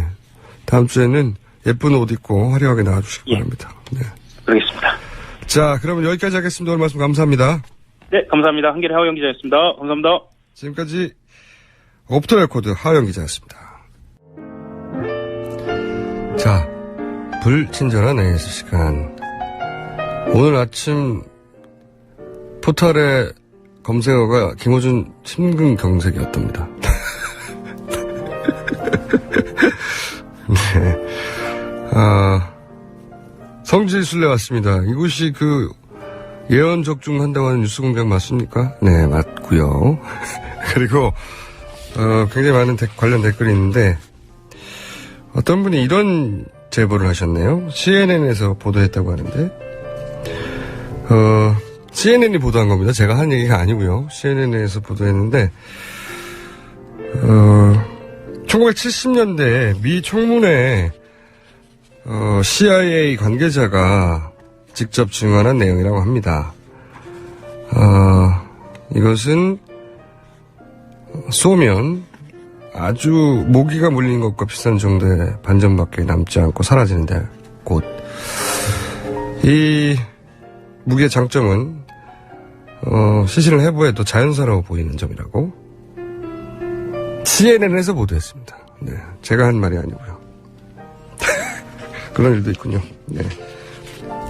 70년대에 이미 개발된 그런 무기가 있다고 하네요. 네, 자, 주진우 기자 얘기도 많네요. 단답형. 예. 단답형이 말을 길게 해봐야 꼬이기 때문에 단답형이 좋아요. 주진우 기자는. 네. AS 여기까지 하겠습니다. 네. 자, 조성주가 간다. 안녕하십니까? 네, 새해 복 많이 받으십시오. 네. 하여튼 새해 같지가 않아요, 저는. 네. 그죠? 이상하더라고요. 2016-1. 네. 네.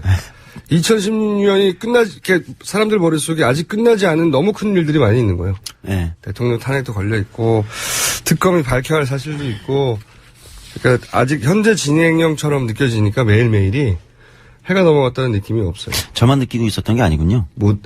본인만 특별히 섬세할 리가 있습니까? 그러니까요. 모두들 그렇게 생각하고 있는 것 같아요. 네. 주진우 기자 신변을 주의하라고 신변 보호를 부탁드린다는 문자가 많이 오네요. 네. 저도 좀 챙겨주세요. 저도 이런 일을 사실 겪었거든요. 언젠가 그런 얘기 할 때가 있겠죠. 자, 어떤 아이템입니까, 오늘은? 예, 오늘, 지난 이제 2016년 마지막 날에, 광화문에서 농성을 하고 있는 문화예술인들 만나고 왔습니다. 아마 촛불 집회 나가보신 분들은 광장에서 그 텐트 쳐 있고 뭐 이런 모습 많이 보셨을 텐데요. 광화문 텐트촌 지난 해 11월 4일부터 문화예술인 시국선언 이후에 이제, 거기 광화문 광장에 있는 세월호 사건 천막 뒤편, 그리고 이순신 동상 앞 주변에 만들어져 있는데요. 지금 노숙농성하고 계세요. 근데 이제 여기가 뭐냐면은 텐트 퍼포먼스를 하고 있는데 지금 핵심은 이제 문학의 블랙리스트. 그렇죠. 이 문제에 대해서 이제 문제 제기. 무려 10,000명. 무려 10,000명. 네. 정확히는 뭐 9,473명? 뭐 이렇게 얘기하는데 10,000명이죠. 네. 공개된 것만 그러니까 우리가 이제 모르는 리스트도 있을 수 있죠. 더 있을 수 있죠. 네. 네. 다 부인하고 다 파기했다고 하니 남아있는 것 중에 10,000명이에요. 10,000명. 거의 뭐 1만 명이면 거의 대부분. 거의 다 들어간다고 봐야죠. 그래서 네. 일부에서는 블랙리스트에서 빠진 분들이 좀 섭섭해 하신다는 얘기도 있다는. 그렇죠. 예. 그런 분들 많아요. 네. 내가 왜 없지? 실망이야. 이런 분들. 네, 좀 열심히 정권을 비판 안 했나? 뭐 이런. 자, 그러니까 여기를 가신 거군요, 지금. 예, 가서 이제 실제 블랙리스트에도 올랐던 분들도 만나서 어떤 생각을 갖고 있는지, 지금 이 사태가 왜 문제라고 생각하는지, 그리고 이게 이제 우리 시민들이 볼 때 느끼는 거하고 지금 당사자인 이제 문학 예술인들이 본인들이 이제 느끼는 거하고 또 체감도의 차이가 있을 수 있거든요. 이게 이제 일반인들 기준으로 보자면, 예를 들어 직장인들 기준으로 보자면, 네. 제 월급 주지 마 이런 거예요. 그렇죠. 네. 정확하게 지적하셨습니다. 제 일 주지 말고 월급 주지 마. 그러면 그 당사자 입장에서는 그동안 내가 왜 월급을 못 받고 회사에서 잘렸지? 궁금했을 거 아닙니까? 네. 취직할 때마다 잘리지? 이런 거거든요. 가면 잘리는 거예요, 계속. 맞아요. 취직도 안 되고. 이게 이제 중요한 부분인데요. 지금 이 부분이 뭐냐면 단순히 뭐 이제 문학계의 뭐 정권하고 약간 코드가 안 맞는 사람들의 명단을 뭐 확보하고 있었다. 네. 이런 걸 넘어서 사실 구체적인 행위까지 이어졌다는 의혹을 받고 있는 거예요. 그렇죠. 생계 지원이나 이제 문화예술 쪽에는 각종 이제 지원 사업이라는 게 많잖아요. 그러니까 예를 들어서 연극의 그 무대에 올려야 되는데 그 관련 예산들이 있는데 그 예산을 자신의 연극으로 충분히 따낼 수 있는 실력이 있는 분들이 네. 갑자기 못 따는 겁니다. 그리고 그렇게 이어진 결과가 이미 문서로 존재하는 거죠. 그렇죠. 그러니까 사실상 먹고 살 수가 없는 거예요. 자기 단순히 예술 활동을 할 수가 없다가 아니라 그렇게만 생각하면 예술 활동에 취미인 사람도 많거든요. 네. 그림을 그린다거나. 이분들은 이 생계를 막아버린 거예요. 다. 네. 그러니까 아주 구체적인 행위까지 이제 의혹을 받고 있는 거죠. 샐러리맨들이 이제 원인도 알 수 없는 채 퇴사하라고 해서 퇴사당하고 난 다음에 좋아. 그럼 내가 다른 회사 갈게. 거기도 안 돼. 여기도 안 돼. 이런 거예요. 네. 계속 몇 년간 그런 걸 당한 거죠. 그러니까 심각한 거죠, 이분들한테는. 그러니까 그러다 보니까 좀 이따 이제 인터뷰에서 들으시겠지만 문화예술계에서는 이게 블랙리스트가 존재하는 게 아니라는 얘기가 사실은 정권 초기부터 이제 암암리에 돌았다는 거죠. 아, 존재하는 네. 게 아니냐. 그렇죠. 왜 이렇게 안 되는 거지, 갑자기? 그치. 그리고 이제 처음에는 네가 실력이 없어 그런 거겠지. 이렇게 생각했겠죠. 네, 그런데 이게 이제 일종의 연관성, 주변의 어떤 성향들 이런 게 이제 너도 안 됐어? 나도 안 됐는데 누구도 안 됐대. 이게 뭐지? 이런 얘기는 이렇게 오래전부터 되는 있었어요, 자기들끼리는. 예. 그래서 근거가 없기 때문에 그런 얘기를 해봐야 마치 루저들의 변명처럼 들리니까 말을 못한 거죠. 실력이 없어 안 됐겠지라고 하면 반박에 대해서 아니야 이 서류를 봐 이렇게 흔들 게 없잖아요. 네. 그래서 지금 뭐 대통령 뭐 이제 탄핵 관련된 이제 그 헌재 뭐 판결도 남아 있고 특검의 수사도 계속 되고 있는데 이제 한 축에 지금 요즘 특검의 한 축이 이제 삼성의 그 합병 관련된 이제 수사가 한 축에 진행되고 있고 또 한 축이 바로 이 문학의 블랙리스트 문제가 특검에서도 굉장히 중요하게 다뤄지고 있죠. 그러니까 뭐 여러 사람들이 너무 많이 연관돼 있어서 지금 뭐 어제도 이제 송강용 전 청와대 교육문화수석이 이제 그 특검에 출석해 나와서 조사를 받았고 뭐 여러 얘기가 되고 있습니다. 일단 뭐 너무 많은 인물들이 연관돼 있는데요. 차차 한번 보시고요. 이게 단순히 이제 정무적 차원에서 진행된 게 아니다. 뭐 이렇게 이제 말씀하셨고 생계를 끊으려고 한 겁니다. 이게. 그렇죠. 네. 구체적인 얘기 한번 인터뷰 들어보시죠. 이혜성 연출가신데요. 이분 직접 이제 블랙리스트 명단에 오르신 분입니다. 한번 얘기 들어보시죠. 뭐 말도 안 되는 일이 일어났다고 보죠. 그러니까 저희 연극계 같은 경우는 작년에 이런 검열 사건이 터졌습니다. 박근영 연출이라든지 이훈택 연출이라든지 또 팝업 시어터라고 젊은 연극인들이 하는 연극 그 현장에서 세월호를 다룬다는 이유만으로 공연을 방해하고 하는 그런 검열 사건들이 터졌기 때문에 연극인들은 지금까지 굉장히 치열하게 투쟁을 해오고 있거든요. 블랙리스트 올라가 있다는 얘기를 여러 사람한테 들었습니다. 뭐 그런데 이제 올해 들어와서 그게 물증이 나온 거죠. 표면화됐는데 이 문제는 민주주의를 배반하는 사건이고 헌법을 유린한 사건이라고 생각합니다. 그래서 이거는 박근혜 탄핵 사유의 가장 큰 사안 중에 하나라고 생각합니다. 네. 자, 탄핵 사유 맞죠? 네. 대통령한테 이런 거 하라고 대통령 권한을 국민으로 위임한 게 아니잖아요. 네. 근데 대통령 이하 지금 주도하는 것은 김기춘 전 비서실장이라고 하는 증언들이 나오고 있는데. 네. 그러니까 대통령 어제 이제 기자간담회 뭐 간담회라고 불러야 되는지 본인은 모르겠는데. 모른다고 했죠. 전혀. 네, 전혀 모른다고 했지만 실제로는 대통령이 몰랐을 리가 있냐. 뭐 바로 이제 유진영 전 문체부 장관 이제 반박도 하고 본인이 직접 대면해서 얘기했다고 했으니까. 예, 그러니까요. 이게 이제 그리고 본인이 있을 때 그런 리스트가 와가지고 이러면 안 된다고도 했다고 그러고. 그렇죠. 일단 그분의 말씀은 그렇습니다. 그리고 그래서 지금 이제 이게 이제 어제 송강균 전 교육문화수석이 그 특검에서 조사를 받으면 이제 사실 그분만이 아니라 그 이후의 교육문화수석들이나 문체부 이제 관계자들도 지금 특검에서 다 조사를 받고 있고 특검에서 지금 조윤선 이제 지금 현 장관이죠, 문체부. 현 장관을 특검에서 특조위에 위증으로 고발해달라고 요청을 해놓은 상황입니다. 거꾸로. 네. 보통은 이제 국회 청문회에서 이 사람을 수사해달라고 특검에 의뢰해야 되는데. 그렇죠. 특검이 거꾸로 청문위원회에다가 요청을 했어요. 그러니까 고소고발이 있어야 자기들이 수사를 하는데 하다 보니까 조윤선 전 장관에 대한 물증이나 구체적인 정황이 나온 거죠. 그렇죠. 증언을 확보했다는 얘기죠. 특검에서 이 얘기는. 이분은 이제 고소고발이 되면 이분은 이제 옷 색깔이 바뀐다는 얘기죠. 옷 색깔이 바뀐다. 옷 색깔이 바뀔 가능성이 대단히 높다고. 상당히 높다. 그러니까 특검이 지금 구체적 증언을 확보했기 때문에 거꾸로 특조위에 저 사람이 지난번에 얘기한 건 위증이다. 그러니까 그걸 고발을 해달라 이렇게 요청한 거죠. 그러니까 아마 조윤선 현 장관도 지금 이제 대부분의 예측은 곧 특검의 소환 조사를 받지 않겠냐라는. 당연히 소환 조사를 받고 지금까지 유지해왔던 태도로는 제가 보기에는 수위를 잃기 십상이다.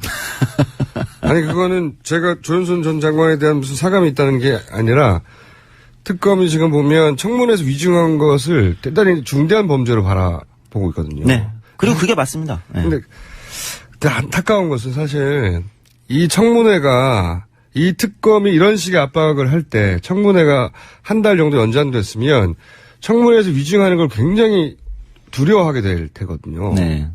그러면 청문회가 훨씬 더 내실 있게 진행됐을 텐데 지금은 청문회 딱 한 번 남았어요. 네. 그렇기 때문에 이 청문회를 어떻게든 연장할 방법이 없을까 싶은데 새누리당이 동의를 안 하니까 이게 방법이 없어요. 근데 지금 원내교섭단체가 하나 더 만들어졌으니까 개보신당, 개혁보수, 가칭 개혁보수신당.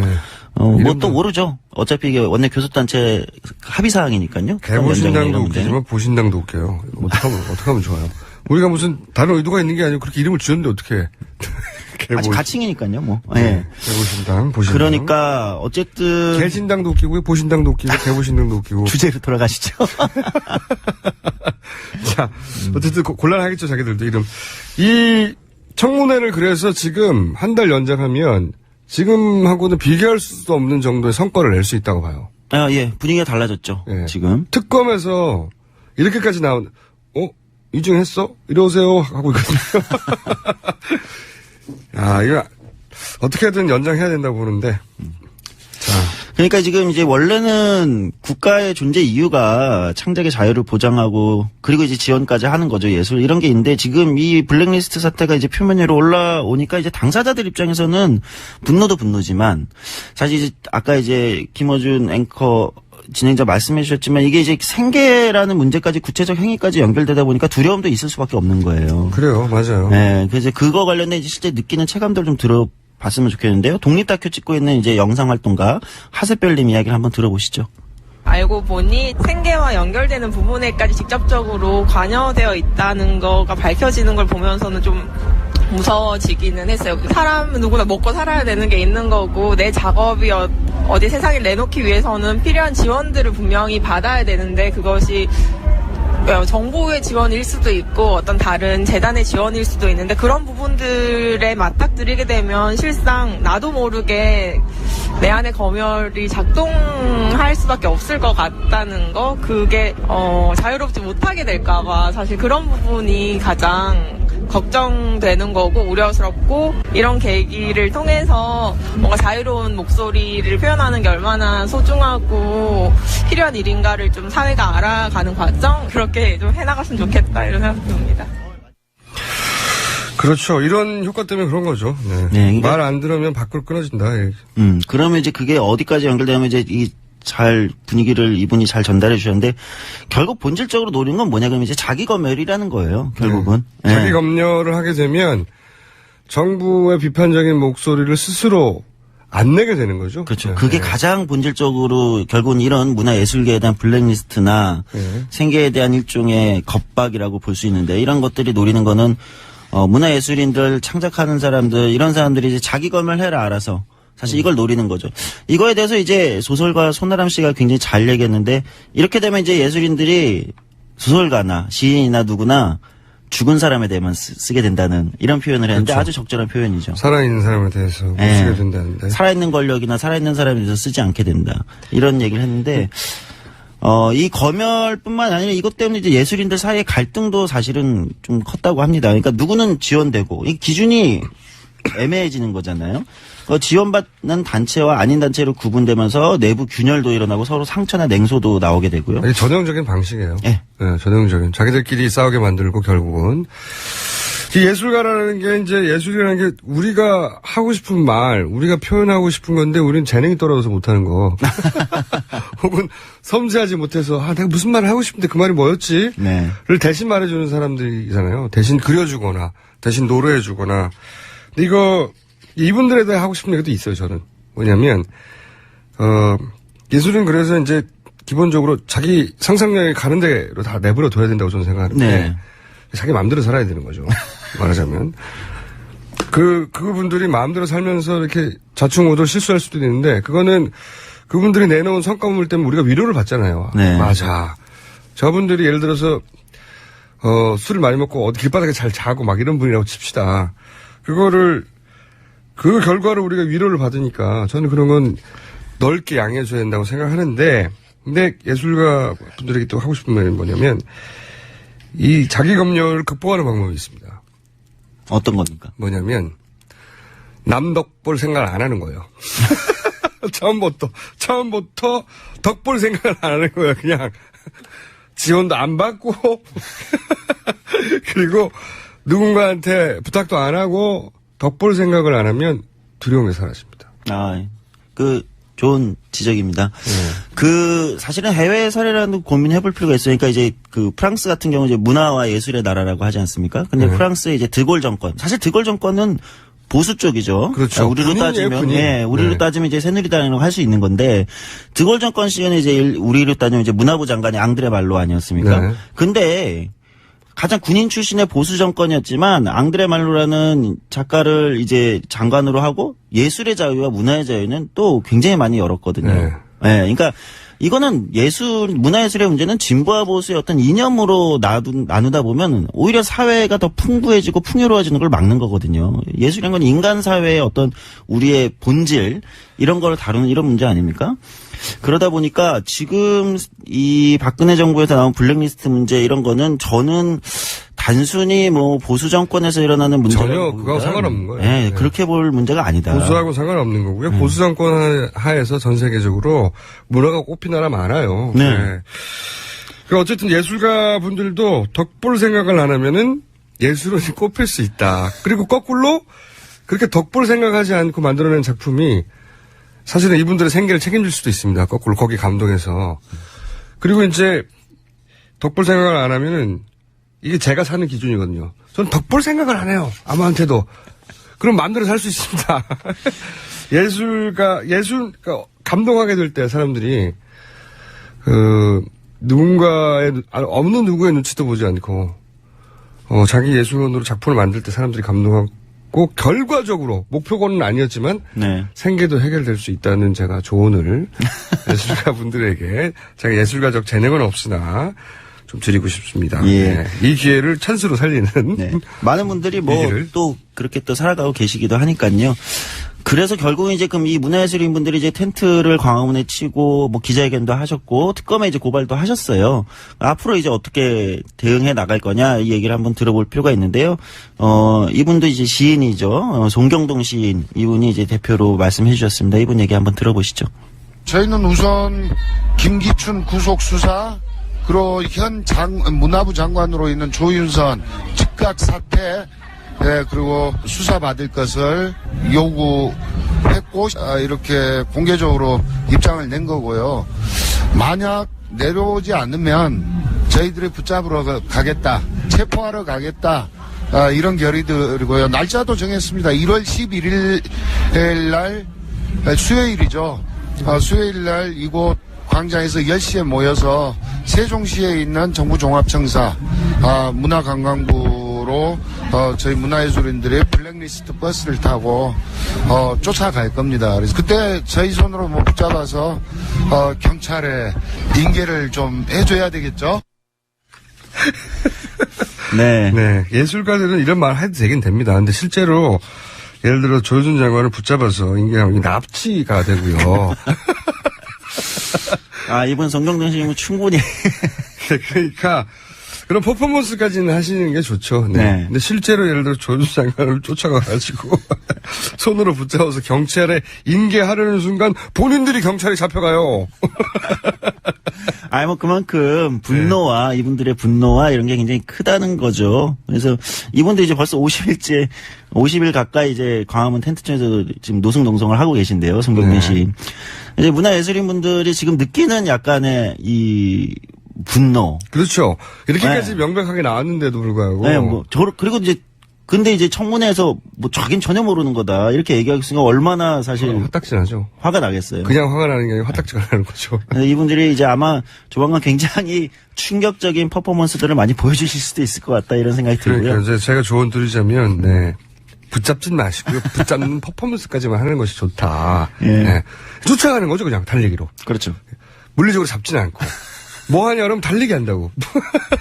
그 정도까지만 하시는 게 어떨까. 본인이 문화예술인을 하시는 게 어떨까 생각드네요 지금. 수사권도 강제구인 권한도 없다는 것을 예술가 여러분들에게 조언드리고요. 그러니까 지금 이제 뭐 어제 이제 오늘 아침인가 어제 이제 정유라 씨는 JTBC 기자들이 잡았다고 하고. 그러니까 블랙리스트 관계자들 아마 예술가들이 직접 체포를 해야 되는 상황일지도 모르겠는데 시민들이 직접 나서가지고. 아니 근데 지금 이 사건은 시민들이 많은 부분을 해결했어요. 지난번에 네? 청문회에서도 김기춘 비서실장 다 부인할 때 시민들이 차단해가지고 국회의원한테 제보를 해서 국회의원들이 질의하고 이 JTBC 기자들이 막 정유라 씨 잡고 어떻게 잡았나 몰라 이분들 진짜 대단한 겁니다 진짜. 그럼요. 제가 진짜 대단하다고 생각하는 건 제가 사람을 찾으러 돌아다녀 본 적이 있거든요 해외에서. 네. 정말 어려운 일이에요. 말도 안 통하고. 망망대해요. 망망대. 저쪽은 해가 뜨고 저쪽은 해가 지고 이거밖에 모르지. 진짜 망망대해인데 나중에 듣고 싶어요. 물론 보도로는 이렇게 제보를 받아서 했다고 하는데 이거 진짜 어려운 일입니다. 네. 어떻게 해냈는지 모르겠어요. 그리고 박수 보냅니다. JTBC 기자. 어쨌든 이 문화예술계 문제에서 좀 마지막 꼭 말씀드리고 싶은 거는 잠깐만요. 생각났어요. 근데 가끔 JTBC가 저희 방송을 인용하면서 한 라디오라고 하는 경우가 있어요. 네. 갑자기 화나네요. 생각났어요. 직접 전화해서 말씀하세요. 네. 요거는 잘했고요. 그건 못했어요. 네. 지적해놓고. 네. 마지막으로 이제 문학의 블랙리스트 문제에서 꼭 말씀드리고 싶은 거는 이 이제 문체부 내부에서의 이제 소신이 있는 양심 있는 증언들도 지금 나오고 있는 거거든요. 네. 공무원들의 이분들 화나겠죠. 네. 그동안 화났던 걸 드디어 말씀하고 있는 거잖아요. 그러니까요. 예, 이분들의 또 노고도 한쪽에서는 인정해줘야 된다. 그 파기 안 하고 또 남겨뒀다는 거 아니에요? 그 언젠가 쓸 수 있을지 그렇죠. 제보할 거라고 생각하고 남겨둘 수 있죠. 예. 왜냐면은 이 TF를 만들어가지고 지금 차관으로 예. 문화부 차관으로 임명한 그분이 TF를 만들어서 대응하라고 했더니 그걸 다 없애버렸다는 거 아닙니까? 예, 그렇죠. 다 없애버리는 작업들 지시를 받았음에도 불구하고 싫어! 그리고 숨겨두고 가지고 있던 분들이 예. 그걸 특검에 가져와서 여기 있습니다 하고 주니 특검이 조윤선 장관을 제발 고발해달라고 우리가 수사하겠다고 그런 상황이 된 거죠. 예, 하여튼 많이 관심 가져주시면 좋을 문제인 것 같습니다. 알겠습니다. 지금까지 조성주 소장이었습니다. 지금 곧 음악이 나올 텐데 이분은 이제 블랙리스트에 없어요. 네, 블랙리스트에 없다는 거는 거의 무명의 가수라고 봐야죠. 네, 이분의 성함은 제가 말씀드릴 수 없고 블랙리스트에조차 없는 무명의 가수 노래 들으면서 저는 물러갔다가 내일 다시 오겠습니다. 안녕.